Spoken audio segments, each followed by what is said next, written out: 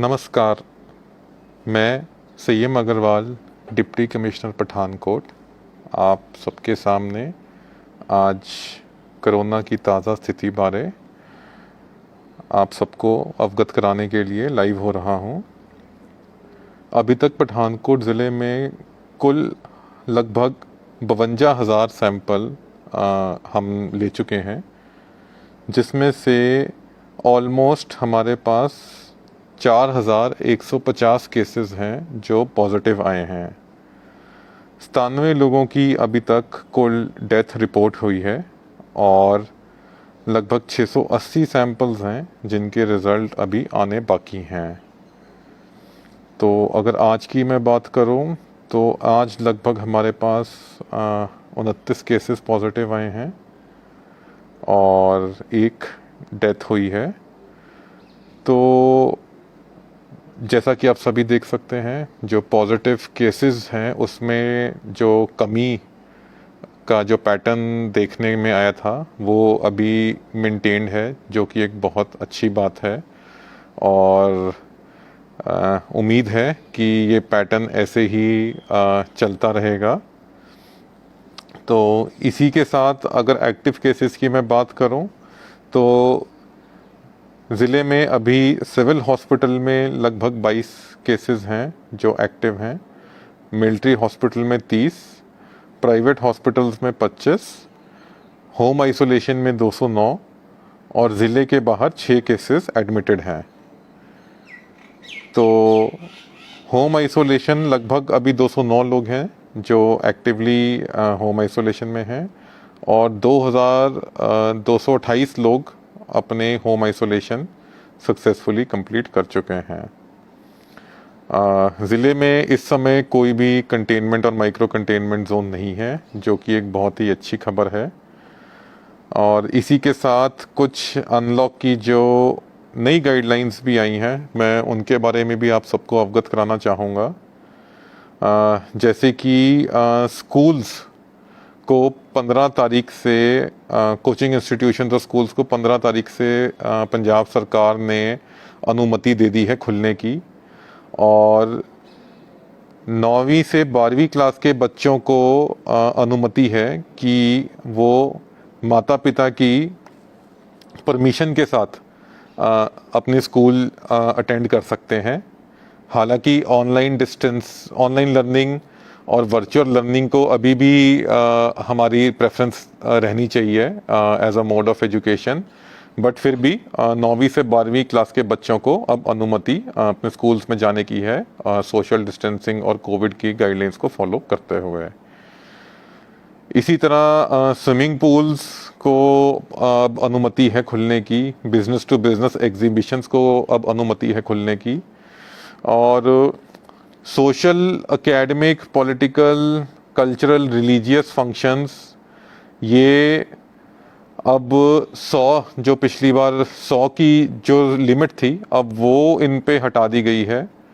अगर containment zone के बाहर, तो कंटेनमेंट जोन के बाहर अगर इस तरह का कोई फंक्शन होता है, तो अगर कोई बंद जगह पे ऐसा फंक्शन हो रहा है तो उसमें या तो हॉल की 50% कैपेसिटी या फिर मैक्सिमम 200 लोग उस फंक्शन में पार्टिसिपेट कर सकते हैं। और अगर ओपन स्पेस में कोई फंक्शन हो रहा है तो उसमें कितनी जगह है और किस तरह का मैदान है या किस तरह की वो ओपन स्पेस है, उसके हिसाब से ज़िला प्रशासन आपको अनुमति देगा कि आप वहाँ पे कितने लोगों का इकट्ठ कर सकते हैं। तो नेचुरली कोई भी गैदरिंग हो उसमें जो कोविड का प्रोटोकॉल है वो तो फॉलो करना अनिवार्य है और कोई भी जो गैदरिंग सिर्फ एंटरटेनमेंट के लिए की जा रही है उस पे अभी 100 का बैन है, जो सिर्फ एंटरटेनमेंट पर्पसेस के लिए हैं। बट अदर जो फंक्शंस हैं, cultural, religious, political, social, academic, तो उन पे जो ये कैप था 100 का, वो अब जैसे मैंने पहले आप सबको बताया वो क्लोज्ड और ओपन के लिए अब हटा दिया है, जैसे पहले बताया गया है। तो ज़्यादा जो थोड़ा सा अभी लोगों के दिमाग में, और क्योंकि नवरात्रे शुरू हो रहे हैं और दशहरे का पर्व भी आने वाला है, तो लोगों को है कि रामलीला और दशहरे का पर्व और इन सब के लिए क्या रहेगा। तो इसके लिए मैं बताना चाहूँगा कि जो साउंड सिस्टम की परमिशन है वो कंसर्न्ड एसडीएम ऑफिस में अप्लाई करके आपको मिलेगी। और जो रामलीला या जो फंक्शन की जो मेन इवेंट की है, चाहे वो रामलीला करनी है चाहे वो दशहरे का फंक्शन ऑर्गेनाइज करना है, तो उसके लिए आपको डीसी दफ्तर में ही अप्लाई करना पड़ेगा और वेन्यू का डिटेल और मैप देते हुए। तो उस मैप के बेसिस पे एक रिपोर्ट डीसी ऑफिस उसकी एक असेसमेंट करेगा कि वहाँ पे कितने लोग लगभग कोविड के नॉर्म से उनको अलाउ किया जाता है, तो उतने लोगों की फिर आपको अनुमति दी जाएगी। बट इसमें जो भी ऑर्गेनाइजर्स होंगे उनकी ये पर्सनल रिस्पॉन्सिबिलिटी होगी कि जितने भी लोग वहाँ पे आ रहे हैं तो उनको कोविड के जो प्रोटोकॉल्स हैं वो फॉलो करवाए जाएंगे, नहीं तो उनके खिलाफ पर्सनली भी एक्शन लिया जा सकता है। तो ये अभी तक जो लेटेस्ट गाइडलाइंस हैं हमारी वो ये हैं, और अगर इसमें कोई भी सरकार की तरफ से बदलाव आता है तो वो आपको अखबारों के राहीं या टीवी चैनलों के राहीं आपको पता लग ही जाएगा। मैं भी कोशिश करूँगा कि लाइव आके या किसी और माध्यम से आपको उसके बारे में अवगत कराऊँ। कोरोना का ग्राफ गिरता जा रहा है, आप लोगों का सहयोग हमारे साथ रहा है जिसके लिए मैं अत्यंत धन्यवादी हूँ। बट जैसे कि मैं हर बार कहता हूँ कि हमें अपनी सतर्कता कम नहीं करनी है। सर्दियाँ आ रही हैं और सेकेंड वेव की एक बहुत ही बड़ी एप्रीहेंशन है, खदशा है कि वो आ सकती है। तो उसको रोकने का यही एक तरीका है कि हम सारी प्रिकॉशंस के लिए अभी बिल्कुल सतर्क रहें, सारी प्रिकॉशंस फॉलो करें, क्योंकि कोई भी अब दोबारा वो लॉकडाउन और कर्फ्यू वाला फेज़ नहीं चाहता है। और उसको बचाने का सबसे एक यही तरीका है कि हम ये सारे प्रिकॉशंस को अच्छे से फॉलो करें।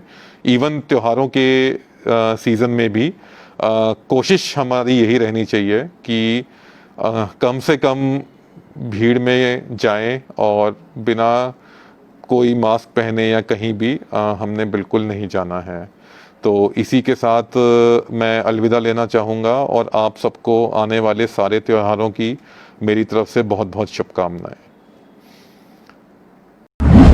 Thank you for watching NT24 News, the National Tele 24 News.